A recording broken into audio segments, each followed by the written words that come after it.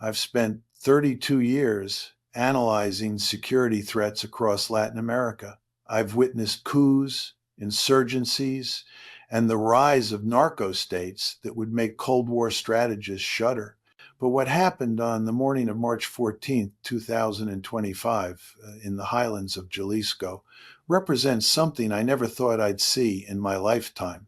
A Mexican military helicopter, a Black Hawk carrying 12 elite Marines, was shot out of the sky by the Jalisco New Generation Cartel. Let me be absolutely clear about what this means. A non-state criminal organization successfully engaged and destroyed a military aircraft belonging to a G20 nation. This isn't Colombia in the 1,980 seconds. This isn't a failed state in Central Africa. This is Mexico, America's largest trading partner, a country of 130 million people sharing a 2,000-mile border with the United States. The details of what happened that morning have been pieced together from military communications, survivor testimony, and intelligence sources I've cultivated over decades. What emerges is a picture of tactical sophistication that should terrify anyone paying attention. The Black Hawk, designated Águila 7, departed from the naval base in Zapopan at 0547 hours. Its mission was straightforward. Insert a 12-man special operations team into a mountainous region near Mazamitla, where intelligence indicated a high-value CJNG target was holding a meeting with regional plaza bosses. The team aboard was not ordinary military personnel. These were members of the Fuerzas Especiales, Mexico's most elite counter-narcotics unit, trained by U.S. Special Forces and equipped with the latest tactical gear. Many had conducted dozens of similar operations. They were the best Mexico had. The helicopter followed a standard approach vector, flying low through the pine-covered valleys to minimize radar detection and visual exposure. What the crew didn't know, what no one in Mexican military intelligence knew, was that CJNG had spent months preparing for exactly this scenario. The cartel had established a sophisticated early warning network throughout the region.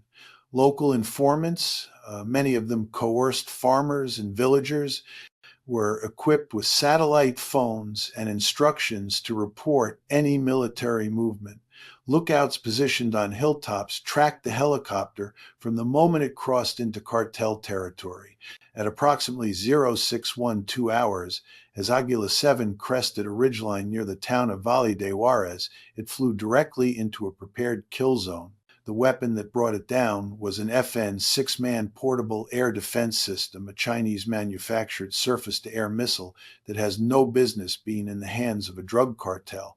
Intelligence agencies are still working to determine how CJNG acquired this weapon, but the implications are staggering. We're talking about military-grade anti-aircraft capabilities that can engage targets at altitudes up to 3,500 meters. The missile operator, likely trained overseas, possibly by former military personnel from Venezuela or Russia, waited until the helicopter was at its most vulnerable, slow, low, and committed to its approach. The infrared seeker locked onto the Black Hawk's engine exhaust. The pilot, Lieutenant Commander Raul Mendoza, had approximately 3 seconds of warning from the aircraft's missile approach warning system. 3 seconds. He attempted evasive maneuvers, deploying flares and banking hard left, but at that altitude and speed, the physics were simply against him.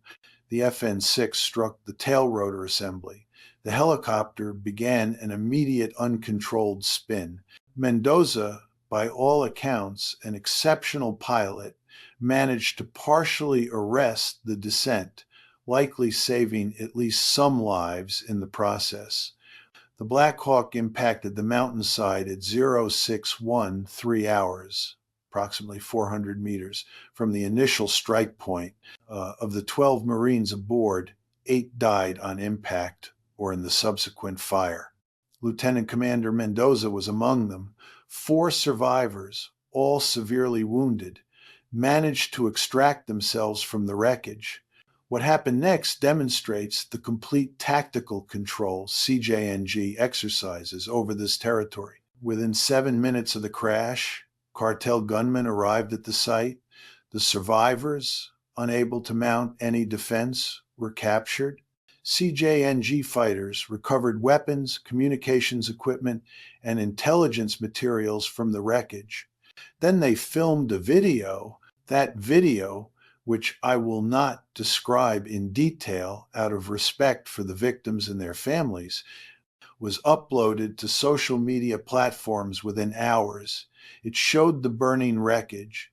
It showed the captured Marines, and it included a direct message to the Mexican government from a masked spokesman. "This is what happens when you come to Jalisco," the spokesman said. "We have the weapons. We have the men. We have the will.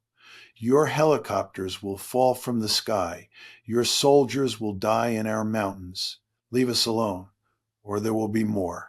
The video was viewed over 15 million times before platforms began removing it. But the damage was done, the message was sent, and in Mexico City, the government faced a choice that would define the rest of the presidency. I've been asked by colleagues whether I think CJNG anticipated the magnitude of the response their attack would trigger. Based on everything I know about how this organization operates, my answer is yes. They knew exactly what they were doing, and they wanted a war. Chapter 2, The Declaration. I was in Washington when the Mexican president addressed the nation on the evening of March 15th. I watched the broadcast from my office at Georgetown, surrounded by maps and intelligence reports, knowing that whatever came next would reshape the security landscape of North America. The president spoke for 47 minutes. In 3 decades of analyzing Latin American politics, I have rarely seen a head of state project such controlled fury. Every word was deliberate. Every pause was calculated. This was not a politician managing a crisis. This was a leader preparing his nation for war. "The cowardly attack against our armed forces," he said, "represents an act of aggression against the Mexican state itself. Those responsible have declared themselves enemies of the nation. They will be treated as such." He announced a series of measures that, taken together, constitute the most aggressive anti-cartel operation in Mexican history. First, the immediate deployment of 15,000 additional military personnel to Jalisco, Michoacán, Colima, and Guanajuato, the core territories of CJNG operations. This wasn't a gradual escalation. This was a surge, comparable in scale to what the United States attempted in Iraq and Afghanistan.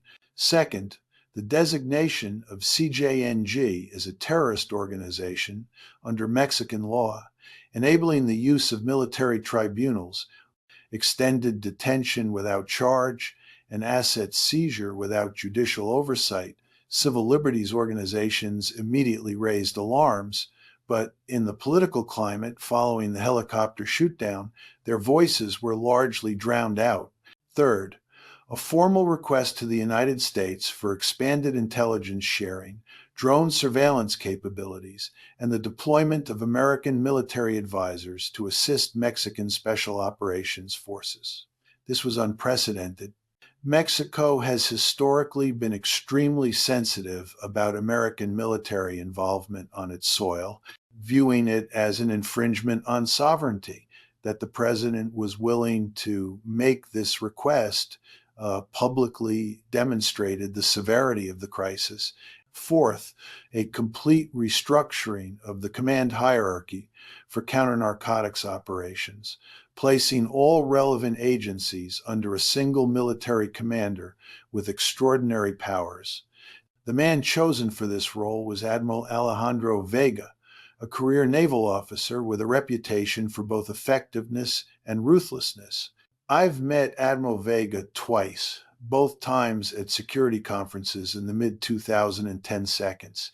He is not a man who believes in half measures. When he took command of counter-narcotics operations in Tamaulipas in 2019, he reduced cartel violence by 60% within 18 months. His methods were controversial. Human rights organizations documented numerous cases of extrajudicial detention and allegations of torture. But he delivered results, and in the current political environment, results are what the Mexican government desperately needs. The American response came within hours. The Secretary of State issued a statement expressing full support for Mexico's counterterrorism efforts. More significantly, the Pentagon announced the immediate deployment of MQ-9 Reaper drones to bases in Texas and Arizona, with authorization to conduct surveillance flights over Mexican territory in coordination with Mexican military command. Let me pause here to emphasize something that many observers have missed. This represents a fundamental shift in the U.S. Mexico security relationship. For decades, American involvement in Mexican internal security has been limited, indirect, and carefully hidden from public view. The Merida Initiative provided funding and equipment, but actual American military operations on Mexican soil were taboo. That taboo has now been broken. American drones are flying combat surveillance missions over Jalisco. American intelligence analysts are embedded with Mexican military units. American special operations advisors are, according to my sources, actively participating in mission planning for operations against CJNG leadership. We are witnessing in real time the transformation of the drug war into something that looks increasingly like the counterinsurgency campaigns the United States has waged across the Middle East. Whether that is a good thing or a catastrophic mistake remains to be seen. CJNG's response to the president's declaration was swift and characteristically brutal. On March 17th, 2 days after the speech, coordinated attacks struck government targets across 4 states simultaneously. In Guadalajara, a car bomb detonated outside a federal police station, killing 7 officers and 12 civilians. In León, gunmen attacked a military convoy, killing 4 soldiers before disappearing into the urban sprawl. In Colima, the state attorney general was assassinated in his home, along with his wife and 2 bodyguards. And in Mexico City, 1,000 kilometers from CJNG's territorial base, a sophisticated drone attack targeted the Ministry of Defense headquarters. The drones, commercially available models, modified to carry small explosive charges, caused minimal damage but maximum psychological impact. The message was clear: nowhere is safe. The cartel released another video, this time featuring a man intelligence agencies believe to be Nemesio Oseguera Cervantes, known as El Mencho, the founder and supreme leader of CJNG. Unlike the previous video, there were no masks. El Mencho, if it was indeed him, stared directly into the camera. "You want war?" he said. "You have war. But understand this, we are not the cartels of the past. We are an army. We have weapons your soldiers have never seen. We have men who will die for our cause. And we have something your government will never have: the support of the people you have abandoned."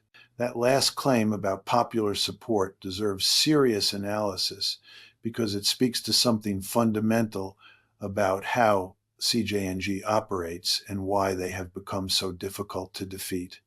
Chapter 3, The Enemy.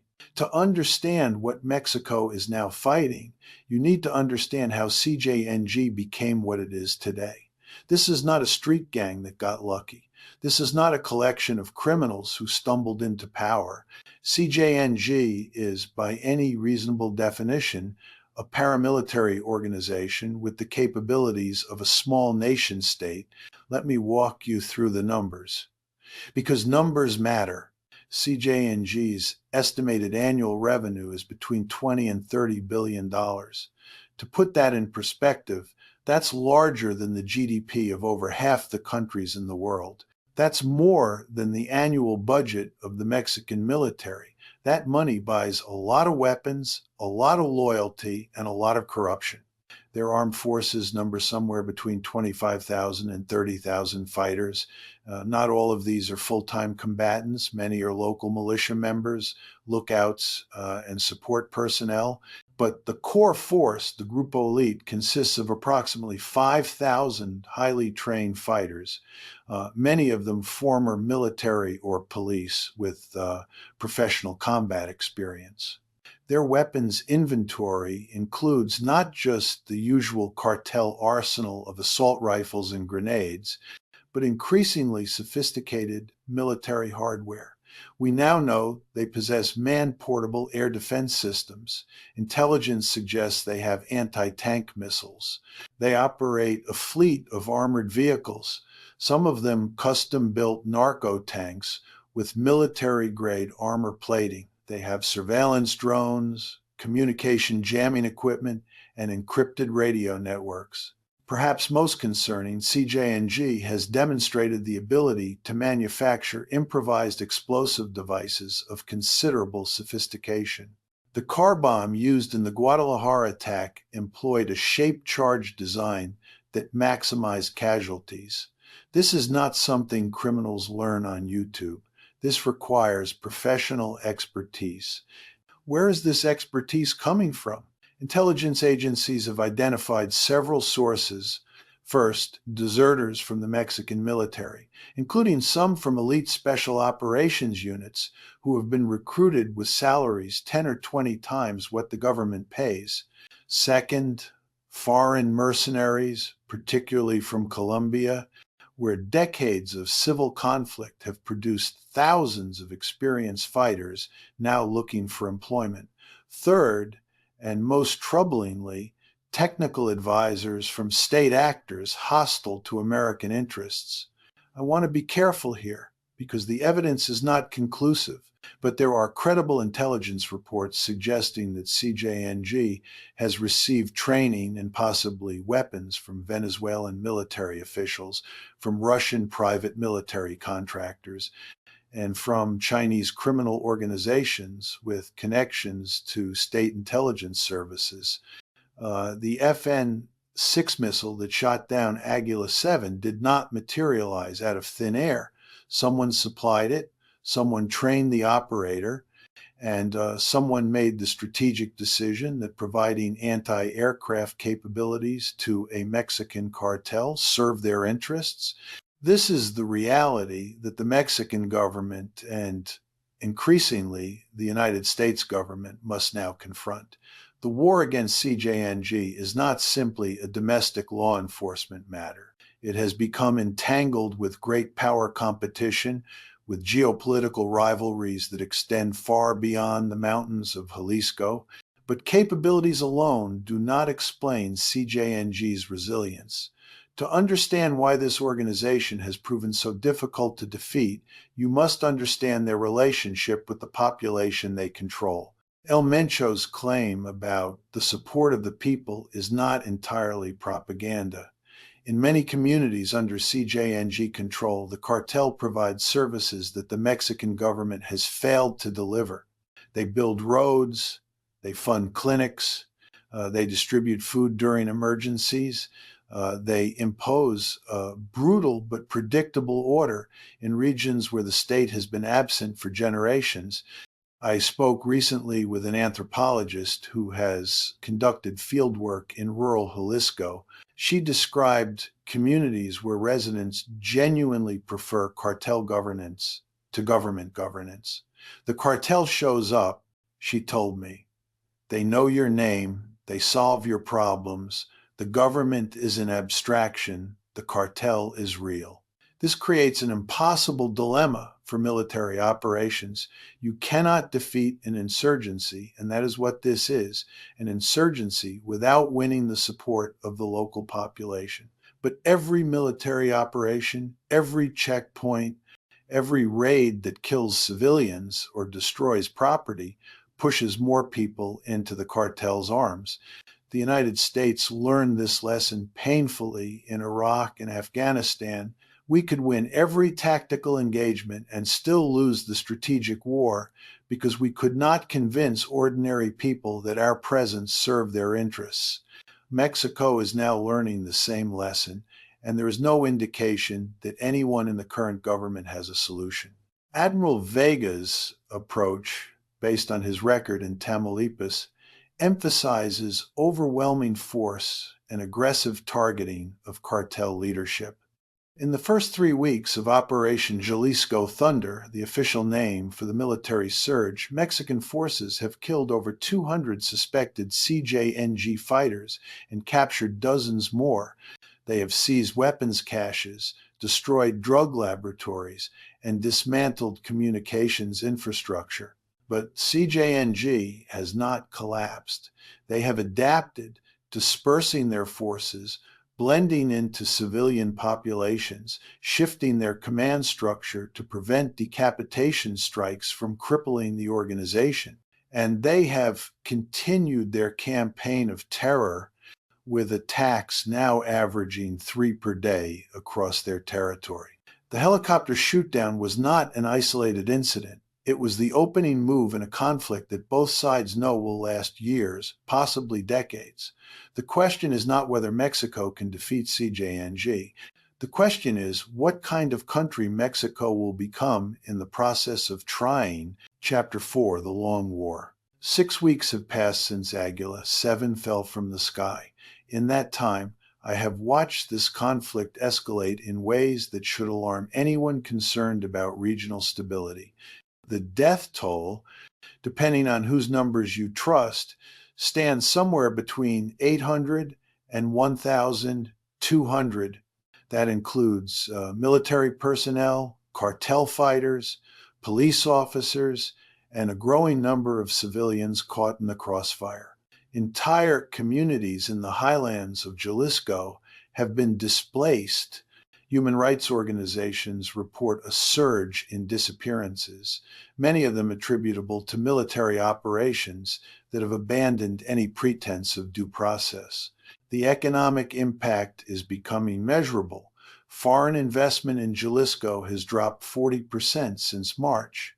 Tourism to Guadalajara, Mexico's second largest city, has collapsed. Multinational corporations with manufacturing facilities in the region are quietly exploring relocation options. The peso has weakened against the dollar by 8%, driven partly by capital flight from the conflict zone, and CJNG is still fighting. They have lost territory, certainly. Military forces now control the major highways through Jalisco, something that would have been impossible 6 months ago. Several mid-level cartel leaders have been killed or captured. The flow of drugs through CJNG's traditional routes has been disrupted, forcing them to seek alternative trafficking corridors through Michoacan and Guerrero. But the organization remains intact. El Mencho, if he is still alive, has not been located. The Grupo Elite continues to launch attacks, and the cartel's financial network, built on decades of money laundering through legitimate businesses, remains largely untouched. More troubling are the signs that CJNG is adapting to the new environment in ways that will make them more dangerous in the long term.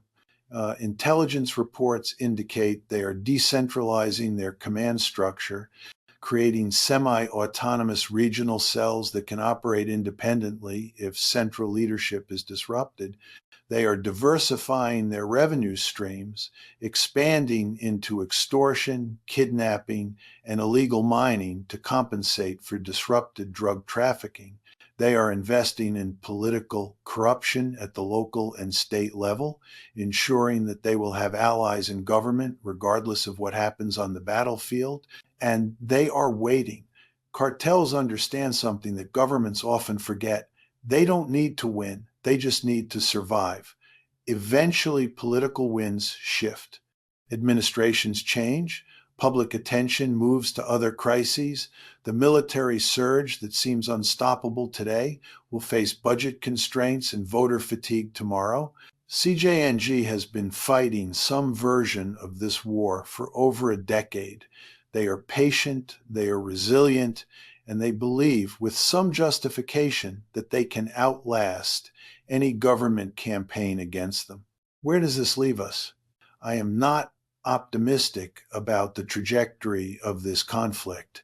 The military approach currently being pursued addresses the symptoms of the problem, cartel violence and territorial control, without addressing the underlying causes: poverty, inequality, institutional weakness, the insatiable American demand for drugs. These are the conditions that created CJNG and will create whatever organization succeeds them if they are eventually destroyed.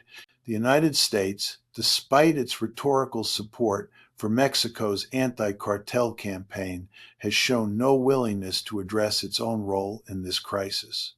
American drug consumption funds the cartels. American guns arm them. American banks launder their money. Until Washington is willing to have an honest conversation about demand reduction, gun trafficking, and financial oversight, all the drones and military advisors in the world will not solve this problem. I am also concerned about the domestic political consequences within Mexico. History teaches us that prolonged internal conflicts tend to erode democratic institutions. Emergency powers, once granted, are rarely surrendered. Military influence in civilian affairs, once established, is difficult to reverse. The Mexico that emerges from this war may be more secure, but it may also be less free. And then there is the human cost, which no strategic analysis can adequately capture. The Marines who died on that mountainside had families. The civilians killed in crossfire had dreams. The children growing up in conflict zones will carry trauma that shapes their entire lives. These are the true casualties of the war that began on March 14th, 2025. Not statistics, but human beings whose suffering demands acknowledgement. I began this analysis by saying that I never thought I would see a cartel shoot down a military helicopter in Mexico. I was wrong, and I suspect that in the months and years ahead, I will be forced to revise my assumptions about what is possible many more times. The war between the Mexican state and the Jalisco New Generation Cartel has begun. It will not end quickly. It will not end cleanly. And when it finally does end, whatever that means, the consequences will reshape this region for generations. This is Dr. Richard Callahan. Stay informed, stay vigilant. And remember that the events unfolding in Mexico today will affect all of us tomorrow. Epilogue, 6 months later, September 2025. I'm recording this update from my office in Washington, surrounded by the same maps and intelligence reports that have consumed my attention since March. 6 months of war have produced outcomes that defy simple categorization. Admiral Vega's campaign has achieved undeniable tactical successes. CJNG has lost an estimated 40% of its territorial control in Jalisco. 3 of the top 10 leadership figures have been killed, including El Mencho's nephew, who commanded operations in the Eastern Highlands. The flow of fentanyl through CJNG's networks has dropped measurably, contributing to a slight decrease in American overdose deaths for the first time in years. But the costs have been staggering. Over 3,400 people have died in the conflict. At least 200 of them were civilians with no connection to cartel activities. Human Rights Watch has documented systematic abuses by military forces, including extrajudicial executions, torture of detainees, and the deliberate destruction of civilian property. The Mexican government has denied these allegations, but the evidence is overwhelming. CJNG, meanwhile, has demonstrated remarkable resilience. They have retreated from some territories, yes, but they have consolidated control in others. They have formed tactical alliances with smaller criminal organizations, creating a united front against military operations, and they have escalated their attacks on infrastructure, targeting electrical substations, telecommunications towers, and oil pipelines in a campaign designed to impose economic costs on the government. El Mencho remains at large. Some intelligence analysts believe he has fled to South America. Others think he is still in Mexico, directing operations from a constantly moving command post in the Sierra Madre. Wherever he is, his organization continues to function. The political landscape has shifted in ways that concern me deeply. President's approval ratings, which surged after his declaration of war, have begun to decline as the conflict drags on without resolution. Opposition politicians, sensing opportunity, have begun to criticize the military strategy, though few have offered coherent alternatives. There are rumors of tensions between civilian and military leadership, with Admiral Vega reportedly frustrated by what he sees as political interference in operational decisions. Most troubling, the emergency powers granted in March have been extended twice and show no signs of being rescinded. Military checkpoints remain throughout Jalisco and neighboring states. Press freedom has declined, with journalists covering the conflict facing harassment and, in some cases, violence. The democratic fabric of Mexico is fraying under the strain of prolonged warfare. The United States, for its part, has deepened its involvement. American Special Operations Forces are now conducting joint missions with Mexican counterparts, a development that would have been unthinkable a year ago. Drone strikes against cartel targets have killed dozens of suspected fighters, along with an unknown number of civilians. The border has become increasingly militarized, with National Guard deployments and expanded surveillance, creating tensions with border communities on both sides. I have spent my career studying conflicts like this one. I have watched governments declare war on insurgencies and criminal organizations, confident that superior firepower would deliver quick victory. I have watched those same governments, years later, negotiate settlements with the enemies they once vowed to destroy. I have watched societies transformed by prolonged conflict, sometimes for the better, often for the worse. What I have learned, above all, is humility. The future is not predictable. The confident pronouncements of analysts like myself are at best educated guesses about trends that may reverse tomorrow. The war between Mexico and CJNG could end in decisive government victory. It could end in stalemate and negotiation. It could escalate into something even more terrible than what we have witnessed so far. What I know with certainty is this: the helicopter that fell from the sky on March 14, 2025, marked the beginning of a new chapter in the history of Mexico, the United States, and the broader struggle against transnational organized crime. We are living through a transformation whose ultimate shape remains unclear. I will continue to monitor this situation and provide analysis as events develop. Until then, I urge everyone watching to pay attention. What happens in Mexico matters. It matters for regional security. It matters for American national interests. And it matters for the millions of ordinary people whose lives have been upended by a conflict they did not choose. This is Dr. Richard Callahan, signing off. March 14th, 2027.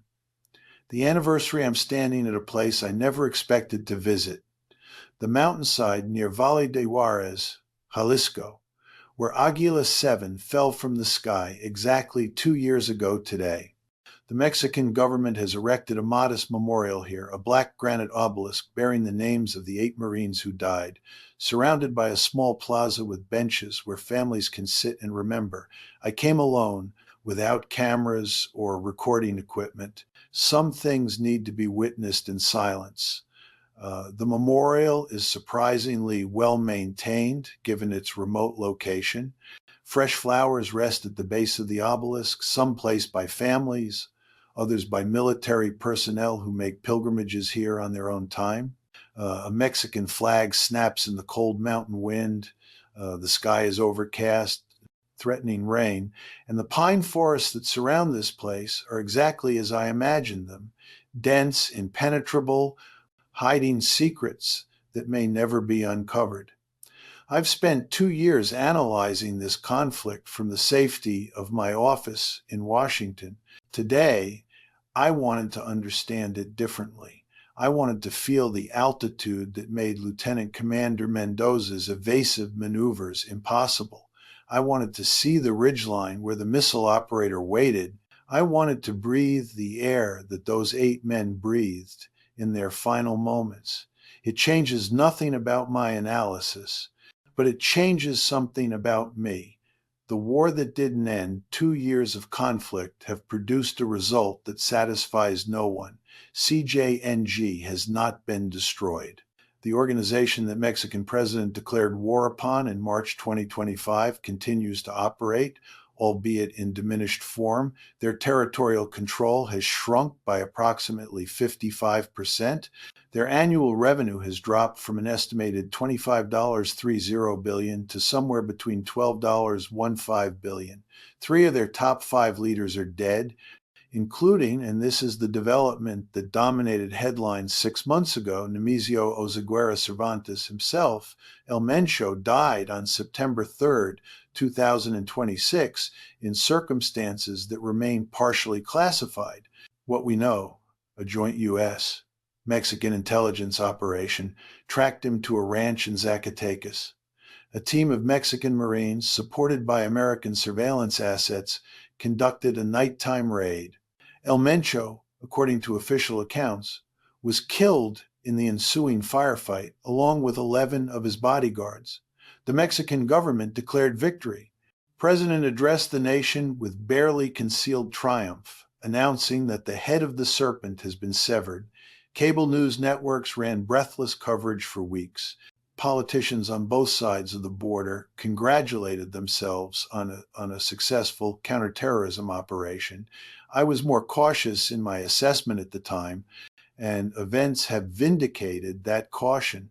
El Mencho's death did not end CJNG. It transformed it.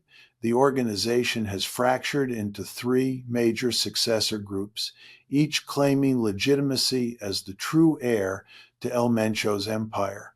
The largest, led by his son Ruben Oseguera Gonzalez, known as El Menchito, controls the core Jalisco territory and maintains the CJNG name.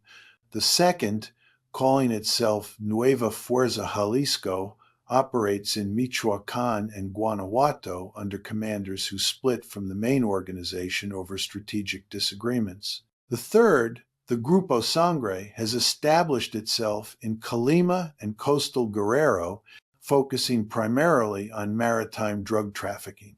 These 3 groups are now fighting each other as aggressively as they fight the government. The result has been a paradox that policymakers struggle to explain. The defeat of CJNG's central leadership has actually increased violence in some regions. Succession struggles, territorial disputes, and personal vendettas have produced a fragmented landscape where no single authority can impose order. Communities that lived under brutal but predictable cartel governance now face chaos. The statistics tell part of the story. In 2024, the year before the helicopter shootdown, Mexico recorded approximately 30,000 homicides. In 2025, the first year of the war, that number rose to 38,000. In 2026, it reached 43,000. The first quarter of 2027 suggests we may be on track for even higher figures.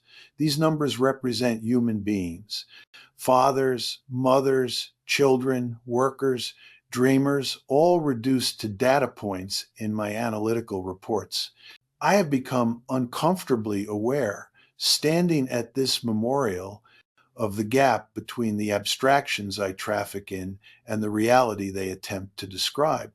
The American entanglement, the United States, is now more deeply involved in Mexican internal security than at any point since the Mexican Revolution. What began as drone surveillance and intelligence sharing has evolved into something far more substantial. American Special Operations Forces conduct regular joint missions with Mexican counterparts.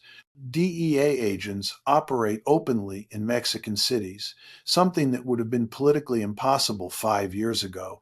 The Pentagon has established a permanent advisory presence in Mexico City, coordinating military assistance that now exceeds $3 billion annually.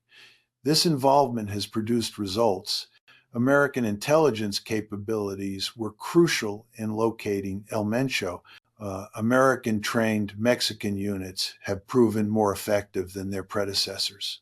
The flow of fentanyl into the United States has decreased by approximately 25% since 2025, a development that has undoubtedly saved American lives. But the costs are significant and growing. Anti-American sentiment in Mexico has surged. Polling shows that over 60% of Mexicans now view U.S. Military involvement negatively, up from roughly 40% before the war began. Nationalist politicians have gained traction by campaigning against Yankee imperialism. The leading opposition candidate for the 2027 presidential election has promised to expel all American military personnel if elected. There have been incidents. In November 2026, a U.S. drone strike targeting a cartel convoy killed 4 Mexican civilians, including 2 children. The Mexican government initially attempted to suppress information about the strike, but leaked footage made that impossible. Protests erupted in Guadalajara, Mexico City, and along the border. The American ambassador was recalled for consultations that lasted 3 weeks. Relations have recovered somewhat, but the damage lingers. Every American military action in Mexico now carries political risk that constrains operational effectiveness. The partnership that seemed so promising in March 2025 has become a source of tension and mutual recrimination. I've argued in classified briefings and public commentary alike that the United States needs to rethink its approach. Military solutions to drug trafficking have been tried for 50 years and have consistently failed to achieve lasting results. The demand for drugs in America creates a market that someone will supply, regardless of how many cartel leaders we kill or capture. Until we address our own role in this crisis through serious investment and treatment, honest conversation about drug policy, and aggressive action against money laundering in American financial institutions, we are treating symptoms while ignoring the disease. These arguments have not been well received in Washington. The current administration remains committed to the military approach, and Congress shows little appetite for the kind of comprehensive drug policy reform that might actually make a difference. We continue to pour resources into a strategy that cannot succeed in isolation, while patting ourselves on the back for tactical victories that do not address the underlying problem. The human toll I mentioned earlier, that over 43,000 people died in Mexico's drug violence last year. Let me tell you about 3 of them. Maria Elena Vasquez was a school teacher in a small town called San Miguel de Allende in Guanajuato. She had taught 4th grade for 23 years. Her students remember her as strict but kind, the sort of teacher who demanded excellence because she believed every child was capable of achieving it. On May 7, 2026, Maria Elena was driving home from school when she encountered a military checkpoint. Soldiers, nervous after a cartel ambush in the area the previous week, opened fire on her vehicle when she failed to stop quickly enough. She died at the scene. She was 54 years old. The military initially claimed she had been caught in crossfire during a cartel engagement. An independent investigation conducted by journalists at considerable personal risk revealed the truth. No cartel fighters were present. Maria Elena died because a frightened 19-year-old soldier made a terrible mistake. Her family has received no compensation. No one has been prosecuted. The soldier involved has been transferred to another unit. Alejandro Reyes Moreno was 17 years old when cartel recruiters approached him in 2024. His family was poor. His father had died years earlier. His mother worked 2 jobs and still couldn't pay the bills. The cartel offered him more money than he had ever seen, enough to help his mother, enough to give his younger siblings opportunities he had never had. Alejandro became a halcon, a lookout, reporting military and police movements to cartel commanders. It was supposed to be safe work, far from actual combat. But in the chaos following El Mencho's death, the succession conflicts made everyone a potential target. On February 12, 2027, gunmen from Nueva Fuerza, Jalisco executed Alejandro and 6 other young men they suspected of loyalty to the rival faction. His mother identified his body at the morgue. She told reporters that Alejandro had been trying to leave the cartel, that he had been saving money to escape to the United States, that he had wanted to become an engineer.